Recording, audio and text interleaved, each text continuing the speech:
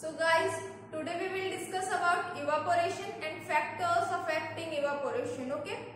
So what is evaporation? तो हम लोग जानेंगे कि evaporation क्या होता है. तो evaporation is a phenomenon of change of liquid into gaseous form and the temperature is below its boiling point. ना जैसे हमने वेपराइजेशन पढ़ा, वो क्या था, वो भी लिक्विड स्टेट से गैसियस स्टेट में चेंज होता है, बट वो अपने बॉइलिंग पॉइंट पे या उससे जब ज्यादा टेम्परेचर होता है तब वो चेंज होता है. और यहाँ इवापोरेशन में क्या है कि जो टेम्परेचर होगा वो बॉइलिंग पॉइंट से कम ही रहेगा. ठीक है, इस फिनोमिनन को हम क्या कहते हैं, इवापोरेशन. और इवापोरेशन के जैसे एग्जांपल्स, जैसे हम कपड़े सुखाते हैं, बाहर आपने धूप में कपड़े डाल रखे हैं, कुछ देर बाद आप क्या देखते हैं कि वो क्लॉथ्स ड्राई हो गए. तो ये किस प्रोसेस के थ्रू ऐसा हुआ, तो उसको हम लोग इवापोरेशन कहेंगे. ठीक है, फैक्टर्स क्या होते हैं जिसपे ये डिपेंड करता है इवापोरेशन, तो आइए वो डिस्कस कर लेते हैं.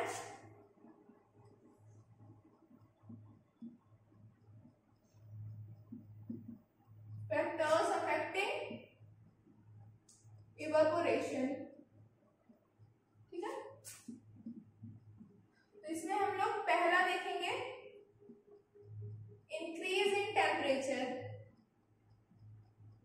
ठीक है, तो अगर हम टेम्परेचर इंक्रीज करेंगे, जो भी है, जैसे जैसे हम लोग टेम्परेचर इंक्रीज करेंगे तो जो रेट ऑफ इवापोरेशन है वो क्या होगा, इंक्रीज होगा.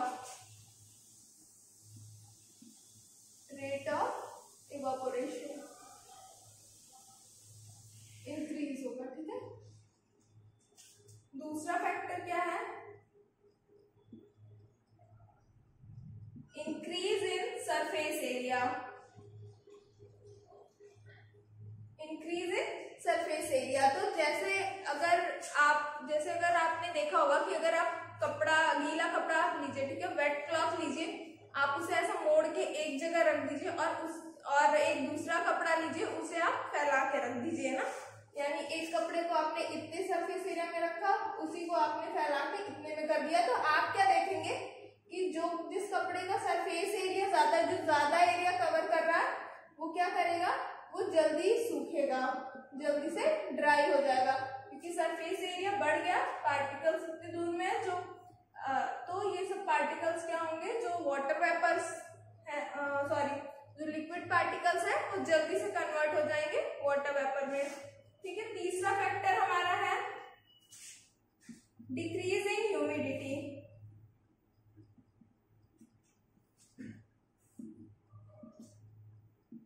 Decrease in humidity. ह्यूमिडिटी क्या होता है,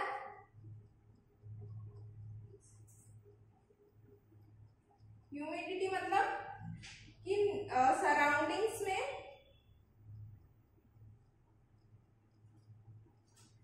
number of liquid particles.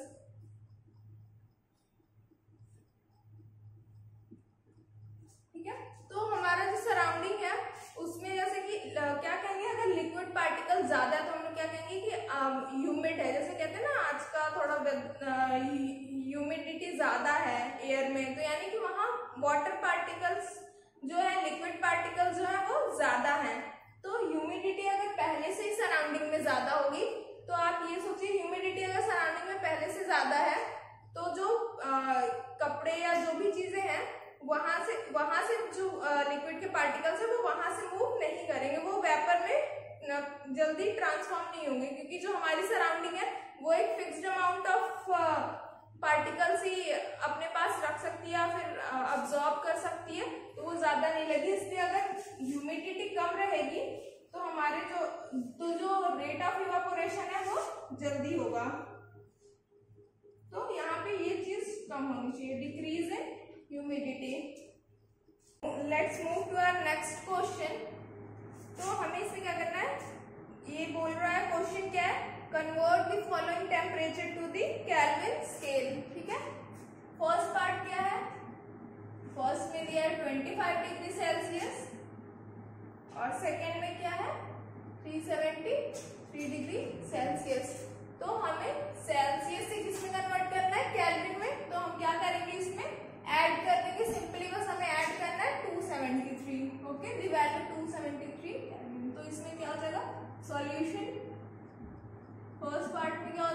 25 plus 273, ये कितना हो जाएगा? This is 8, 2 plus 7 9 and 2 298 Kelvin. Okay, and second part is 373. Just add it to 273 and what it will come? This is 6. It's 646 Kelvin. Okay, and we got our answer. Now let's move to our next question.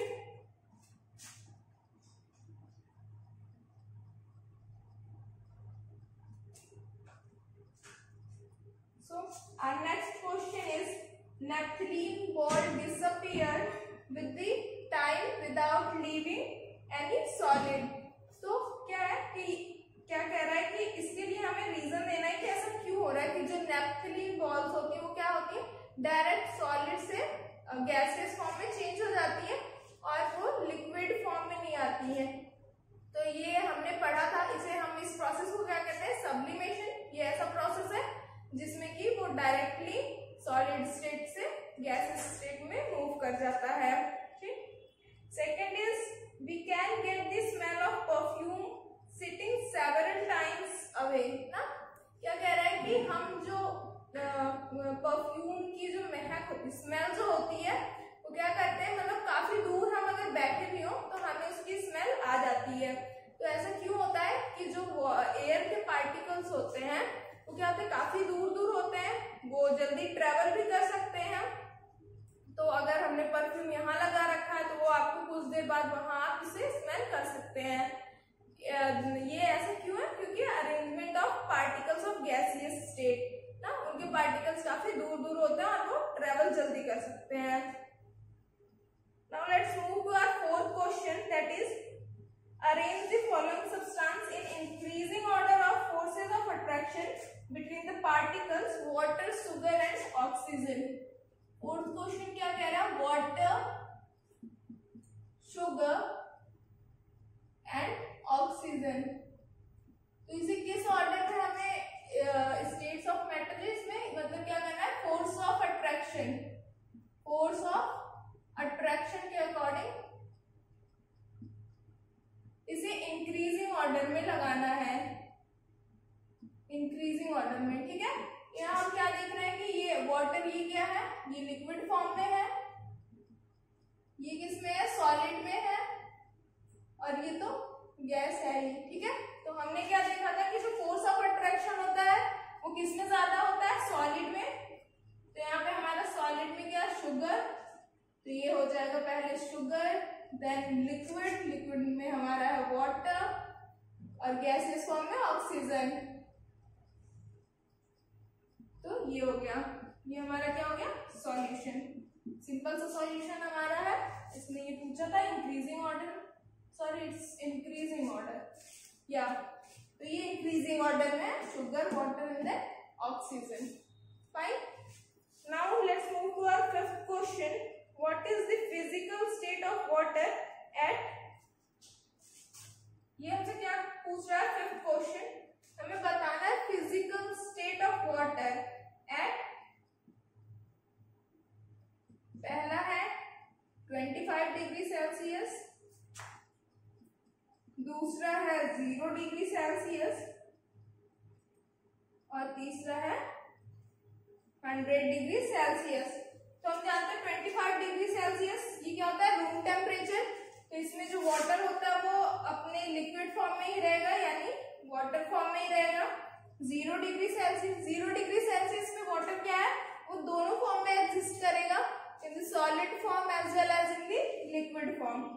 ठीक है, तो in solid, या आप कह सकते हैं solid, या solid and liquid both forms. 100 degree Celsius पे ये किसमें एग्जिस्ट करेगा, लिक्विड एंड गैसियस स्टेट। ठीक है, क्योंकि ये इसका बॉइलिंग पॉइंट है, 100 डिग्री सेल्सियस बॉइलिंग पॉइंट है, वो क्या करेगा, उसमें उसके कुछ पार्टिकल्स जो वो लिक्विड स्टेट में भी एग्जिस्ट करेगा और गैसियस स्टेट में भी।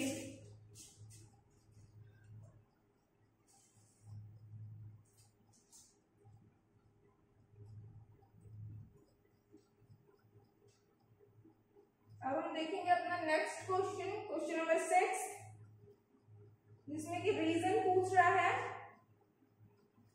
Give reason to justify water at room temperature is a liquid. तो वाटर जो है वो रूम टेम्परेचर में लिक्विड पे होता है। क्यों होता है? देखिए, अगर 0 डिग्री सेल्सियस से वो कम टेम्परेचर पे है तो वो किस फॉर्म में एग्जिस्ट करेगा? सॉलिड फॉर्म में एग्जिस्ट करेगा। 100 से ज्यादा अगर टेम्परेचर है तो वो किस फॉर्म में एग्जिस्ट करेगा? गैसियस फॉर्म में। तो रूम टेम्प तो 0 से और 100 के बीच में अगर टेम्परेचर है 25 डिग्री सेल्सियस किस रेंज में आएगा? 0 से 100 डिग्री सेल्सियस के बीच में। तो जो वाटर है वो क्या करेगा? इसमें इसी में एग्जिस्ट करेगा। ठीक है, exist in water form at 25 degree Celsius. ठीक है, दूसरा पूछ रहा है, an iron almirah is a solid at room temperature. तो जो आयरन अलमीरा होता है वो रूम टेम्परेचर पर सॉलिड फॉर्म में रहता है। तो ऐसा इसका रीजन पूछ रहा है। तो क्या होता है, जो आयरन होता है उसका मेल्टिंग और बॉइलिंग पॉइंट दोनों ही काफी ज्यादा होते हैं, in the range of thousands. उसके बॉइलिंग पॉइंट भी और मेल्टिंग पॉइंट भी।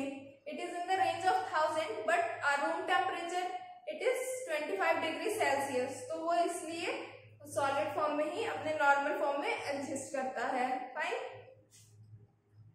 now let's move to our next question, question number 7.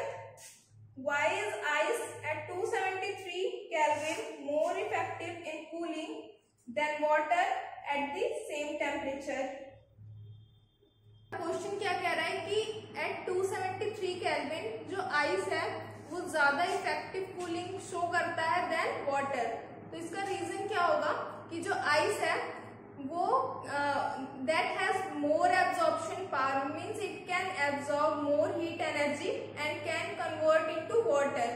But water क्या होता है? water के पास खुद वो पहले से उसके पास मतलब ज्यादा latent heat एक्स्ट्रा एनर्जी होती है। किस फॉर्म में होती है? latent heat of फ्यूजन के फॉर्म में होती है, इसलिए वो ज्यादा एनर्जी गेन नहीं कर सकता और जो आइस है वो एक्स्ट्रा एनर्जी एब्जॉर्ब करके वाटर के फॉर्म में कन्वर्ट हो सकता है और कूलिंग प्रॉपर्टी शो करेगा। ठीक है, now let's move to our next question, question number 8। ये क्या पूछ रहा है कि what produces more severe burns, boiling water और स्टीम? यानी कि ज्यादा सीवियर बर्न किससे होगा हमें? बॉइलिंग वाटर से या स्टीम से? So the answer is steam. Steam से क्या होता है? ज्यादा सीवियर बर्न होता है, क्योंकि स्टीम क्या होता है वो बॉइलिंग पॉइंट से उसके पास जो ज्यादा एनर्जी होती है स्टीम के पास, क्योंकि लेटेंट हीट ऑफ वेपराइजेशन इसके पास होता है, इट हैज एक्स्ट्रा एनर्जी और उसकी वजह से क्या होता है? सीवियर बर्न हो जाता है हमें।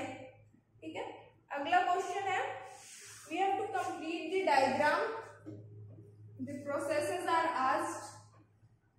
So let me draw first.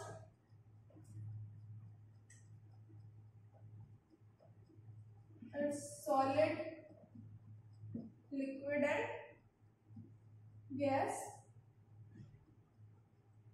It's A, it's D, here B, C,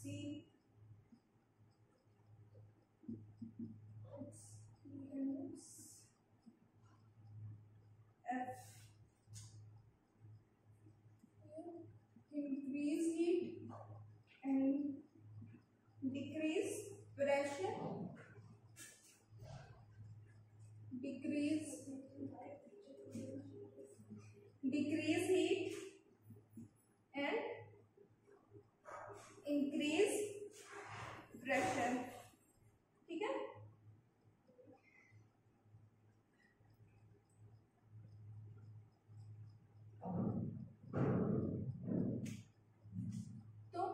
हमारे पास ये है, हमें A B C D E F को डिफाइन करना है कि ये कौन कौन से प्रोसेसेस हैं। तो अगर सॉलिड से लिक्विड में चेंज हो रहा है तो हमारा आंसर ये क्या हो जाएगा? सॉलिड से लिक्विड में चेंज हो रहा है तो इसे हम क्या कहेंगे? फ्यूजन। ये प्रोसेस क्या हो जाएगा? फ्यूजन। ठीक है, लिक्विड से गैस में चेंज हो रहा है, लिक्विड से गैस में हो रहा है, तो इसे हम लोग क्या कहेंगे, vaporisation. B is vaporisation, vaporisation, ठीक है। गैस से लिक्विड में आ रहा है, इट्स सी। तो गैस से लिक्विड में हो रहा है यानी कंडेंस हो रहा है, तो ये इस प्रोसेस को हम क्या कहेंगे, कंडेंसेशन। एंड डी, डी क्या हो रहा है, लिक्विड से सॉलिड में चेंज हो रहा है, लिक्विड से सॉलिड में चेंज हो रहा है, तो इसे हम क्या कहेंगे, सॉलिडिफिकेशन,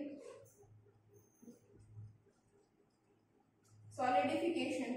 और ये क्या है, ई क्या है, सॉलिड से डायरेक्ट गैस में चेंज हो रहा है, इस प्रोसेस को हम क्या कहते हैं, सब्लिमेशन। और गैस से डायरेक्ट सॉलिड में चेंज हो रहा है, तो इसे हम क्या कहेंगे, डिपोजिशन। गैस से सॉलिड में डायरेक्ट हो रहा है तो डिपोजिशन, ओके। आप इसे डी सब्लिमेशन भी कह सकते हैं, ठीक है। ये हमारा 10th क्वेश्चन था। हमने देख लिया फर्स्ट है सॉलिड टू लिक्विड, तो ये हो जाएगा फ्यूजन, लिक्विड टू गैस, ये हो जाएगा vaporisation, gas to liquid it's condensation, and liquid to solid it's solidification, solid से गैस में सब्लिमेशन, और ये reverse process is desublimation. Fine, so our first chapter is completed, and in the next class we will discuss our second chapter.